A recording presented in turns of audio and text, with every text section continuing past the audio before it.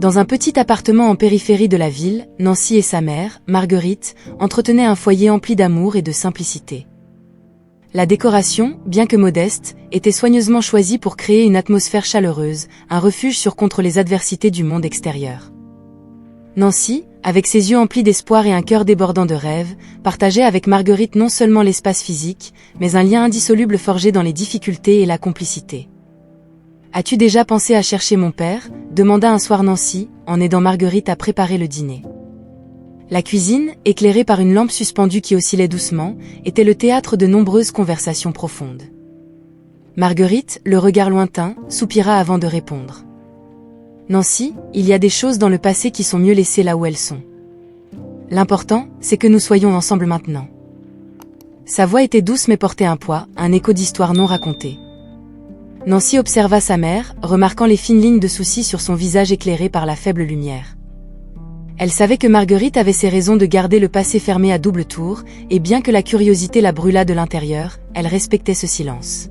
« Je voulais juste que tu saches que, quoi qu'il arrive, je suis là. Pour tout ce dont tu as besoin, dit Nancy, déposant un tendre baiser sur le sommet de la tête de Marguerite. Marguerite sourit, un sourire qui n'atteignait pas ses yeux, mais débordait de gratitude. « Je sais, ma chère. Et je ne pourrais pas rêver d'une meilleure fille. Tu es ma lumière. » Le repas qu'elles préparaient ensemble, un simple ragoût réchauffant le corps et l'âme, était plus qu'un acte de nutrition. C'était un rituel qui les unissait, un moment de connexion et de compréhension mutuelle. Elle parlait de la journée de Nancy à l'école, de ses aspirations et rêves, tandis que Marguerite partageait des conseils et des histoires de sa propre jeunesse, naviguant habilement autour du vide laissé par l'absence d'une figure paternelle. Au fur et à mesure que la soirée avançait, mère et fille se blottissaient dans le salon, entre rires et projets pour l'avenir. Marguerite enseignait à Nancy la valeur de la résilience, de la compassion et de la force intérieure, des valeurs qu'elle espérait voir guider Nancy à travers les défis de la vie. Et Nancy, avec sa présence jeune et vibrante, apportait un sentiment de but et de joie dans la vie de Marguerite, un rappel constant que, malgré les ombres du passé, elles avaient l'une l'autre. Alors que le soleil se levait, baignant la ville de sa lumière dorée, Marguerite était déjà debout, se préparant pour un autre jour long et ardu. La routine commençait avant même que la plupart des gens ne pensent à sortir du lit, Marguerite arrangeant méticuleusement son uniforme de travail, un symbole à la fois de son dévouement et des adversités qu'elle affrontait chaque jour pour subvenir à ses besoins et à ceux de sa fille, Nancy. La journée de Marguerite était une succession ininterrompue de tâches et de rendez-vous. Le matin, elle se consacrait au nettoyage des chambres dans un hôtel local, un travail physique et souvent épuisant, mais qu'elle accomplissait avec une efficacité et une attention aux détails qui lui valaient le respect de ses superviseurs et collègues. Cependant, la vraie épreuve de sa résilience venait le soir, quand, après une courte pause pour dîner rapidement et vérifier les devoirs de Nancy, Marguerite se rendait dans les maisons de familles aisées, où elle faisait le ménage jusqu'à tard dans la nuit. À rentrer chez elle chaque soir, les signes de fatigue étaient évidents dans sa démarche lente et ses épaules voûtées. Pourtant, en ouvrant la porte de l'appartement et en étant accueillie par l'étreinte chaleureuse de Nancy, Marguerite trouvait un nouveau souffle d'énergie. C'était pour cela qu'elle travaillait si dur, pour s'assurer que sa fille aurait les opportunités qu'elle-même n'avait jamais eues. Nancy, de son côté, observait avec une admiration croissante et une préoccupation grandissante les sacrifices quotidiens de sa mère. La jeune fille faisait de son mieux pour alléger le fardeau sur les épaules de Marguerite, prenant des responsabilités supplémentaires à la maison et se consacrant à ses études avec diligence, dans l'espoir de pouvoir un jour rendre tout l'effort de sa mère. « Tu travailles trop, maman » commenta Nancy un soir, tandis qu'elle aidait Marguerite à se détendre avec une tasse de thé après une longue journée de travail. Marguerite sourit, caressant doucement le visage de sa fille. « Tout vaut la peine quand je vois à quel point tu grandis et deviens une personne incroyable. Je ne veux que le meilleur pour toi, ma chère. » Nancy prit les mains de sa mère dans les siennes, les yeux brillants de détermination.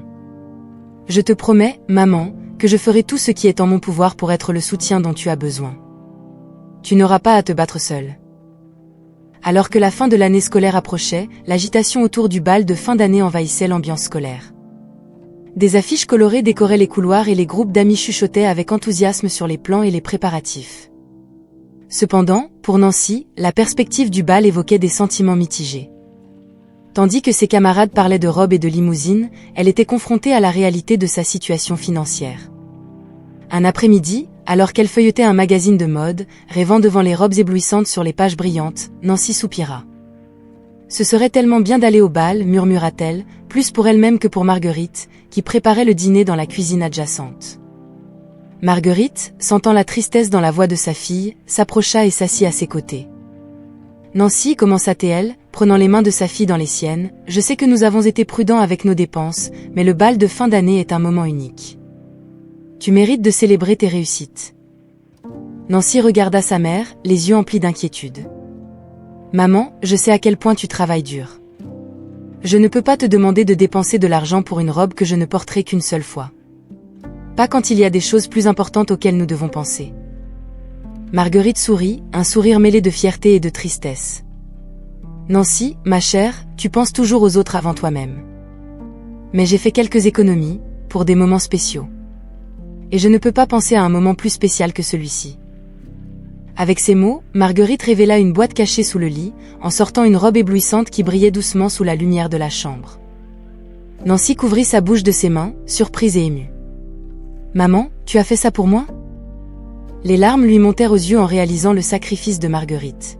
« Te voir heureuse est ma plus grande joie, » répondit Marguerite, aidant Nancy à enfiler la robe. Le tissu enveloppa Nancy comme dans un rêve, lui donnant l'impression qu'elle pouvait affronter le monde avec confiance. Cette nuit-là, tandis que Nancy tournoyait devant le miroir, admirant le reflet de la jeune femme qu'elle était devenue, Marguerite observait depuis la porte, son cœur débordant d'amour et d'espoir. Elle savait que les sacrifices en valaient la peine pour offrir à Nancy des moments de pur bonheur et d'accomplissement. Après que l'excitation du bal de fin d'année se fut dissipée, Nancy se retrouva à la croisée des chemins, déterminante pour son avenir. L'université, un rêve pour beaucoup de ses camarades, semblait être un luxe lointain pour elle, qui portait avec elle la réalité de sa situation familiale. Assise à la table de la cuisine, avec des prospectus d'universités étalés devant elle, Nancy prit une décision qui reflétait sa maturité et son engagement envers Marguerite. Elle ne suivrait pas le chemin de l'université. À la place, elle entrerait sur le marché du travail. En partageant sa décision lors du petit déjeuner, Nancy trouva dans les yeux de Marguerite un mélange de fierté et d'inquiétude. « Estás sûr, ma chérie ? Je ne veux pas que tu abandonnes tes rêves à cause de moi, » exprima Marguerite, sa voix tremblante d'émotion. « Tu es mon rêve, maman. Nous sommes une équipe, tu te souviens ? Et je veux faire ma part, » répondit Nancy, tenant fermement la main de Marguerite. Cette conversation renforça le lien indéfectible entre elles, un partenariat forgé non seulement dans l'amour, mais aussi dans la détermination à affronter ensemble les défis de la vie. Armée d'un curriculum vitae modeste mais rempli d'espoir, Nancy entama son voyage à la recherche d'un emploi. Les réponses, cependant, furent moins encourageantes qu'elle ne l'espérait. Chaque entretien semblait être juste un rappel de ses limites, avec le manque d'expérience professionnelle étant un obstacle apparemment insurmontable. Les semaines se transformèrent en mois, et la détermination de Nancy fut mise à l'épreuve. Dans un monde idéal, elle aurait choisi un chemin nourrissant sa passion et sa curiosité intellectuelle, mais la réalité exigeait du pragmatisme. Chaque énon qu'elle recevait, bien que décourageant, servait seulement à renforcer sa résolution. C'est lors d'un après-midi particulièrement décourageant, après une nouvelle rejection, que Nancy tomba sur une annonce qui attira son attention. Une entreprise locale recherchait une femme de ménage, un poste qui, bien qu'éloigné de tout ce qu'elle avait imaginé pour elle-même, offrait la possibilité de commencer. Sans hésiter, Nancy postula, nourrie par le besoin de contribuer aux revenus du foyer et d'alléger le fardeau sur les épaules de Marguerite. L'entretien fut rapidement fixé, et Nancy se prépara avec la même sérieux qu'elle aurait consacré à n'importe quel examen académique. La possibilité de trouver enfin un emploi, quel qu'il soit, alluma une étincelle d'espoir dans son cœur. Le choix d'entrer sur le marché du travail, malgré les obstacles et les défis, illustre son engagement inébranlable envers sa mère et leur avenir ensemble. Nancy, faisant face à chaque refus avec une détermination croissante, commence à suivre un chemin qui, bien qu'incertain, est guidé par la force de son caractère et l'amour inconditionnel qu'elle partage avec Marguerite. La recherche acharnée d'un emploi par Nancy a finalement porté ses fruits lorsqu'elle a reçu un appel d'une entreprise locale, Leclerc Corporation, l'informant qu'elle avait été sélectionnée pour le poste de femme de ménage. Bien que ce ne fût pas le travail de ses rêves, cela représentait une étape cruciale vers l'indépendance financière et le soulagement du fardeau sur Marguerite. Avec des sentiments mêlés de soulagement et d'anxiété, Nancy se préparait à cette nouvelle phase de sa vie, déterminée à affronter tous les défis qui se présenteraient. Son premier jour au Leclerc Corporation fut une introduction abrupte à l'environnement de travail et à la figure complexe de Henri Leclerc, le propriétaire de l'entreprise. Henri, un homme d'âge moyen avec une présence intimidante, portait avec lui une aura d'amertume et de solitude qui semblait imprégner les couloirs de l'entreprise. Les employés se déplaçaient silencieusement, leurs interactions marquées par une prudence qui suggérait une profonde familiarité avec le tempérament volatile de leur patron. Nancy, avec sa nature observatrice, remarqua rapidement la tension qui imprégnait l'atmosphère. Les conversations cessaient quand Henri passait, et des regards anxieux étaient échangés entre les employés, comme si tous étaient constamment au bord d'un précipice invisible. Malgré cela, elle s'efforçait de rester concentrée sur ses responsabilités, nettoyant et organisant avec une efficacité qu'elle espérait passer inaperçue aux yeux critiques de Henri. Cependant, il était impossible d'ignorer complètement la présence de Henri. À un moment donné, tandis que Nancy nettoyait un couloir silencieux, elle l'entendit discuter au téléphone dans son bureau, sa voix chargée de frustration et de dédain. « Je me fiche des excuses. Je veux des résultats. » La voix de Henri résonna dans le couloir, faisant frissonner Nancy involontairement. L'intensité de l'émotion dans sa voix révélait un homme habitué à se battre, que ce soit contre des adversités externes ou des démons internes. Dans les jours qui suivirent, Nancy apprit à naviguer dans l'équilibre délicat entre se rendre utile tout en restant invisible. Elle remarqua que Henri reconnaissait rarement la présence des employés, à moins qu'il n'y ait une raison de les réprimander. Cependant, lors d'une brève rencontre, leurs regards se croisèrent. Nancy vit, pendant un bref instant, quelque chose qui semblait être de la douleur et du regret dans les yeux de Henri, avant qu'il ne détourne le regard et ne continue son chemin. Alors que Nancy s'adaptait à sa nouvelle routine au Leclerc Corporation, un défi inattendu se présenta, mettant à l'épreuve sa résilience et sa détermination.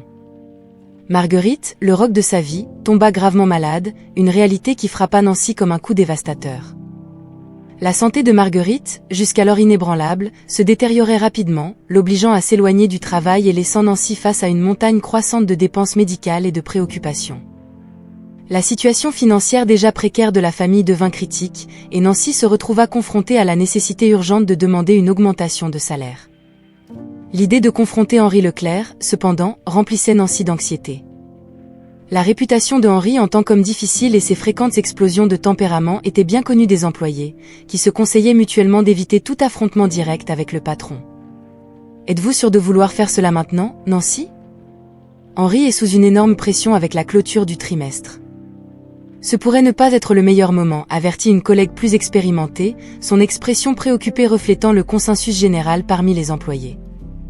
Nancy réfléchit à l'avertissement, consciente des risques impliqués. Cependant, la vue de Marguerite, de plus en plus fragile chaque jour, renforçait sa détermination. « Je n'ai pas le choix, répondit Nancy, sa voix ferme malgré la peur qui l'habitait. Ma mère a besoin de moi. Je dois essayer. » Armée de rien d'autre que de son courage et du besoin désespéré d'aider sa mère, Nancy se prépara à aborder Henri. Elle répéta ces mots soigneusement, cherchant la manière la plus respectueuse et directe d'exprimer sa situation, espérant d'une façon ou d'une autre pouvoir appeler à un côté plus compréhensif de Henri, s'il en avait un. Le moment de vérité arriva lors d'une matinée grise, lorsque Nancy, après avoir rassemblé tout son courage, frappa à la porte du bureau de Henri. Entrée, la voix de Henri résonna, chargée d'impatience. Nancy prit une grande inspiration et entra, trouvant Henri derrière son bureau, entouré de piles de documents et avec une expression qui ne promettait rien de bon. « Monsieur Leclerc, yeah. Je voudrais discuter de la possibilité d'une augmentation de salaire, commença Nancy, sa voix plus ferme qu'elle ne se sentait. La réaction immédiate de Henri fut un regard acéré, son expression se durcissant alors qu'il l'évaluait, comme s'il mesurait l'audace de la jeune femme de ménage devant lui. La décision de Nancy de confronter Henri Leclerc au sujet d'une augmentation de salaire ne venait pas d'un élan momentané, mais d'un besoin urgent. Les semaines s'étaient écoulées depuis que Marguerite avait été frappée par une maladie grave, transformant la situation financière déjà serrée de la famille en une crise imminente. Les dépenses médicales s'accumulaient, et l'angoisse de voir sa mère souffrir ajoutait un poids émotionnel à la charge déjà lourde de Nancy. Malgré les conseils prudents de ses collègues, qui connaissaient bien la réputation d'Henri pour son intransigeance et son tempérament explosif, Nancy savait qu'elle n'avait pas d'autre choix que d'affronter le redouté propriétaire de Leclerc Corporation. Armée de rien d'autre que de sa détermination et de l'urgence de sa situation, elle se prépara pour la rencontre, répétant ses arguments devant le miroir, cherchant le bon mélange de fermeté et de respect. La journée était anormalement étouffante, ce qui ne faisait qu'ajouter à la tension que Nancy ressentait en se dirigeant vers le bureau d'Henri. En arrivant à la porte, elle prit une grande inspiration, essayant de calmer le battement rapide de son cœur, avant de frapper et d'entrer, sans attendre de réponse. Henri était assis derrière son bureau, entouré de piles de papier et fixant l'ordinateur. Il leva brusquement les yeux, clairement irrité d'avoir été interrompu. « Que voulez-vous » Sa voix était glaciale, l'impatience évidente. Nancy avala sa salive, mais garda son assurance. « Monsieur Leclerc, je travaille ici depuis quelques mois, et commença-t-elle, sa voix plus ferme qu'elle ne l'espérait. Je sais qui vous êtes. » Allez droit au but, l'interrompit Henri, clairement pas intéressé par les préliminaires. Respirant profondément une fois de plus, Nancy continua, « Je voudrais discuter de la possibilité d'une augmentation de salaire. Mes circonstances familiales ont changé, et... » Elle fut brusquement interrompue par un geste impatient de Henri. « Vous pensez être la seule à avoir des problèmes ?» Henri riposta, sa voix s'élevant de frustration. « Vous savez combien de défis cette entreprise doit affronter ? Tout le monde ici est aux prises avec ses propres difficultés. » Nancy aperçut que la situation se détériorait rapidement, mais l'image de sa mère malade à la maison lui donna le courage de persister. « Je comprends, monsieur, mais j'ai vraiment besoin de cette augmentation. Ma mère est très malade et... » Elle essaya de garder sa voix stable, malgré l'émotion qui menaçait de prendre le dessus. Henri regarda Nancy, ses yeux étincelant d'un mélange de colère, étonnamment, d'un soupçon de compréhension réticente. Pendant un instant, il semblait qu'il pourrait céder, mais ensuite il se reprit, durcissant son expression. « Ce n'est pas ainsi que les choses fonctionnent ici. Si vous n'êtes pas satisfaite de votre salaire, la porte est ouverte. » Nancy quitta le bureau de Henri, ressentant un mélange de déception et de détermination. Elle n'avait pas obtenu l'augmentation, mais l'expérience l'avait renforcée d'une manière qu'elle n'avait pas prévue. Le refus de Henri n'avait pas entamé sa résolution, au contraire, il avait ravivé sa détermination à trouver une solution aux problèmes de sa famille, peu importe à quel point le chemin à parcourir serait difficile. Après la rencontre initiale frustrante avec Henri, Nancy se retrouva dans une impasse. La situation de Marguerite ne montrait aucun signe d'amélioration, et la pression financière sur elle augmentait chaque jour. Nancy savait qu'elle avait besoin d'une solution radicale, quelque chose qui changerait complètement la dynamique de sa relation avec Henri Leclerc. Armée d'un secret qu'elle n'avait révélé jusqu'alors qu'à elle-même et à sa mère, elle décida de confronter Henri une fois de plus. Il était tard dans la nuit, et la plupart des employés avaient déjà quitté l'entreprise. Henri, comme d'habitude, était dans son bureau, un verre de whisky à la main, noyant ses frustrations dans l'alcool. Nancy frappa légèrement à la porte avant d'entrer, trouvant Henri dans un état visiblement ivre, les documents éparpillés sur son bureau recevant à peine son attention. « Monsieur Leclerc, je dois vous parler. » C'est important, dit Nancy, sa voix ferme, bien que son cœur batte rapidement. Henri la regarda, clairement irrité d'être à nouveau dérangé. « Que voulez-vous maintenant ? N'ai-je pas été clair en disant qu'il n'y a pas d'argent pour des augmentations ?» Nancy prit une profonde inspiration, rassemblant tout son courage. « Ce n'est pas à propos de l'augmentation, monsieur. C'est à propos de quelque chose, de personnel. » La curiosité remplaça momentanément l'irritation sur le visage de Henri. « Personnel ? Qu'est-ce qu'une femme de ménage aurait de si personnel à discuter avec moi ? C'était maintenant ou jamais. C'est à propos de ma mère, Marguerite. Et de vous ? À propos de nous, commença Nancy, sa voix tremblant légèrement devant l'ampleur de ce qu'elle s'apprêtait à révéler. Henri fronça les sourcils, perplexe. « Marguerite ? Comment savez-vous à propos de Marguerite ?» La mention du nom sembla le calmer un peu, une lueur de reconnaissance dans ses yeux. Nancy prit une grande respiration, ses prochaines paroles changeraient tout. « Marguerite est ma mère. Et vous, vous êtes mon père. » Le verre de whisky d'Henri trembla dans sa main avant d'être posé brusquement sur la table, le whisky éclaboussant les papiers devant lui. « Qu'est-ce que vous dites ? C'est une sorte de blague ? » Ce n'est pas une blague, monsieur. Ma mère m'a tout raconté à propos de vous deux. Comment vous vous aimiez, avant ma naissance ? Henri se leva, la confusion et la colère cédant la place à un autre type de tourment émotionnel. C'est impossible. Marguerite m'aurait dit si ? Nous avons pensé la même chose. Mais elle avait peur de votre réaction. Et puis, il était simplement trop tard pour dire quoi que ce soit, expliqua Nancy, chaque mot chargé de la douleur et de l'espoir de années de secrets non révélés. Pendant un long moment, le bureau resta silencieux, seul le son de la respiration lourde d'Henri remplissait l'espace. Il regarda Nancy, vraiment la regarda, peut-être pour la première fois, voyant non seulement une jeune femme, mais un lien perdu de son propre passé. « Marguerite » murmura-t-il, son visage durci s'adoucissant. « Si cela est vrai, pourquoi ne me l'a-t-elle jamais dit ?»« La peur, monsieur. La peur et la fierté. Mais cela n'a plus d'importance maintenant. Ce qui compte, c'est que nous sommes là, et moi, je voulais juste que vous sachiez. À mon sujet.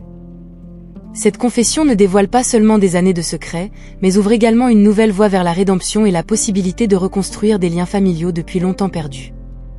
La lutte de Nancy pour sauver sa mère prend une nouvelle dimension, tandis qu'Henri est confronté à la réalité d'une fille qu'il n'a jamais su avoir. Après la révélation choquante de Nancy, un silence chargé de tension s'installa dans le bureau de Henri Leclerc. L'atmosphère, déjà alourdie par la discussion précédente, devint presque palpable avec l'ajout de ce nouvel élément surprenant. Henri, dont le comportement oscillait jusqu'alors entre l'irritation et l'indifférence, se retrouva maintenant visiblement bouleversé, son expression oscillant entre l'incrédulité et la compréhension réticente.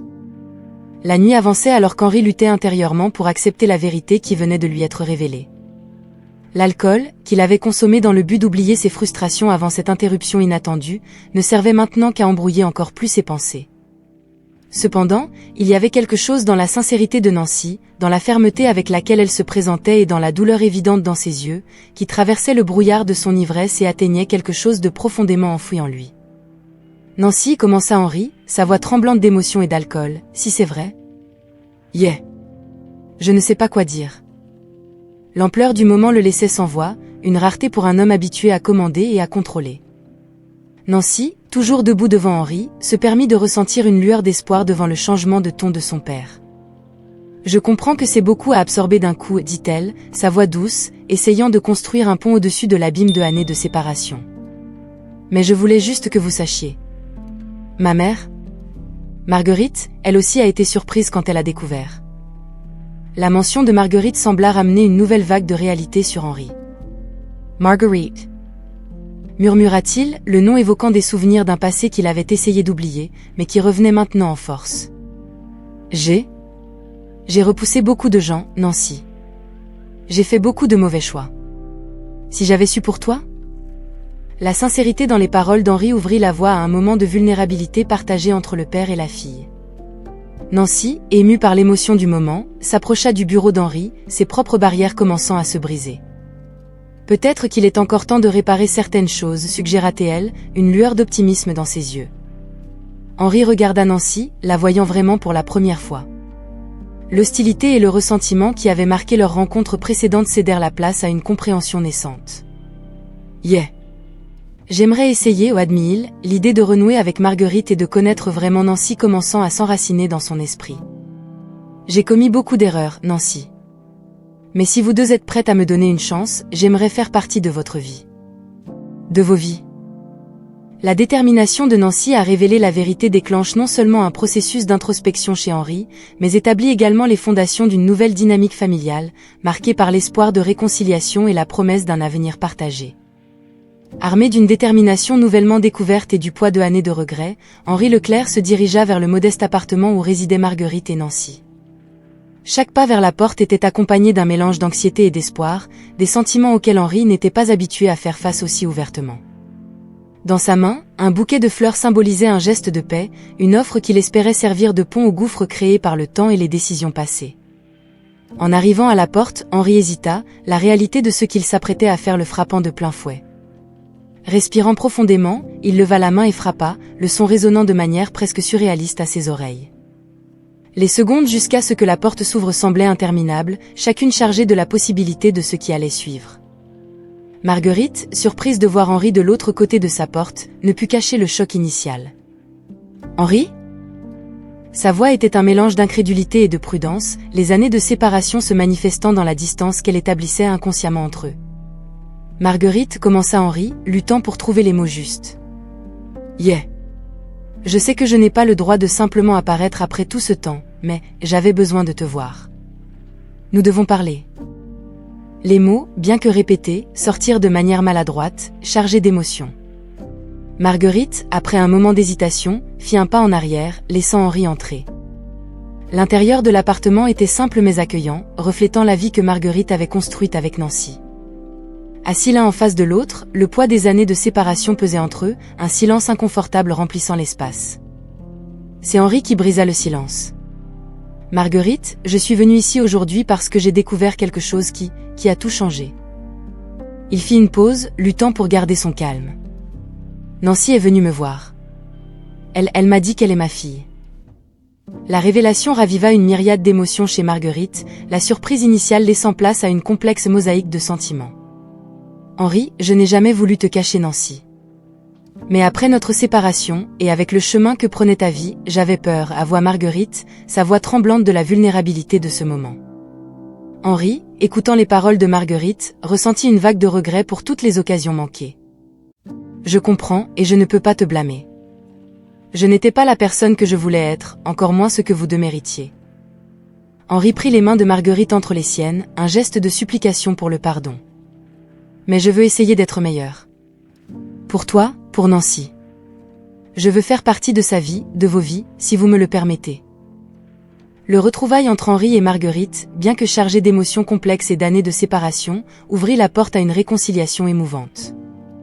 Partageant leurs sentiments et leurs regrets, tous deux commencèrent à naviguer dans le délicat processus de reconstruire des ponts, guidés par l'espoir d'un avenir où ils pourraient être une famille, non seulement en nom, mais en esprit et en action. Avec le passé commençant à se tisser à nouveau dans le présent, Henri, Marguerite et Nancy se lancèrent dans un voyage de redécouverte et de guérison. La révélation et les événements qui s'ensuivirent agirent comme un catalyseur, apportant une nouvelle dynamique à la famille qui, jusqu'alors, existait séparément dans ses propres bulles de réalité. Maintenant, ensemble, ils commencèrent à explorer le sens d'être une famille unie, chacun avec ses propres peurs et espoirs, mais partageant un désir commun de renforcer leurs liens. Henri, animé par un profond désir de compenser le temps perdu, fit des efforts conscients pour être présent dans la vie de Nancy et Marguerite. Il apprit à apprécier les petits moments, comme les repas partagés autour de la table de la cuisine de Marguerite, où des conversations simples se transformaient en ponts vers des compréhensions plus profondes. Ces moments, autrefois considérés comme triviaux par Henri, étaient maintenant des trésors, des symboles tangibles de sa nouvelle vie avec Marguerite et Nancy. Marguerite, de son côté, se retrouva à redécouvrir Henri, l'homme avec qui elle avait partagé tant d'espoir et de rêves par le passé. Le ressentiment et la douleur qui avaient marqué leurs années de séparation commencèrent à faire place à un sentiment renouvelé de camaraderie et d'amour.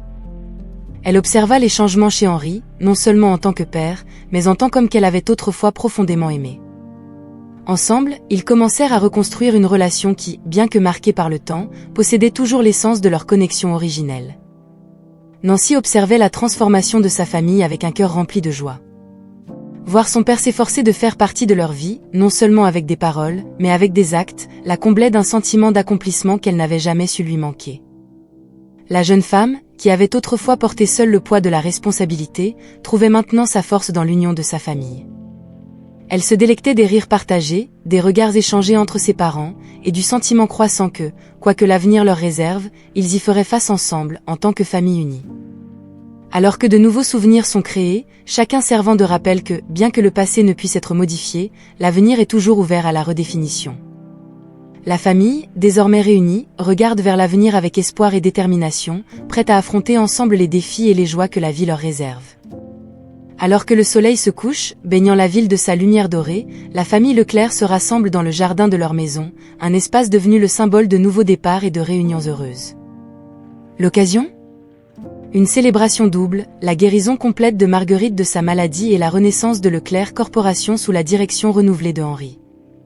Les deux événements, marqués par des luttes et des surmontements, servaient désormais de témoignage du pouvoir de la résilience, de l'amour et du pardon. Henri, aux côtés de Marguerite et Nancy, lève son verre, sa voix chargée d'émotion. À de nouveaux départs, dit-il, regardant les deux femmes qui sont le cœur de sa nouvelle vie. Et à la force que nous avons trouvée en nous unissant. Marguerite sourit, sa main rencontrant celle de Henri, tandis que Nancy, rayonnante, lève son verre en signe d'approbation. Le jardin, éclairé par des lumières douces s'enroulant autour des arbres, résonne de rires et de conversations animées. Amis et membres de la famille, témoins des changements qui ont transformé la famille Leclerc, partagent dans l'esprit de renouveau qui flotte dans l'air.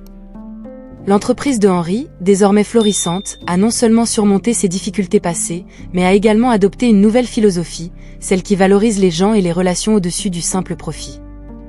Henri, autrefois un homme d'affaires impitoyable, a trouvé un nouveau dessein dans un leadership empreint de compassion, inspiré par l'amour et la seconde chance que lui a offert sa famille.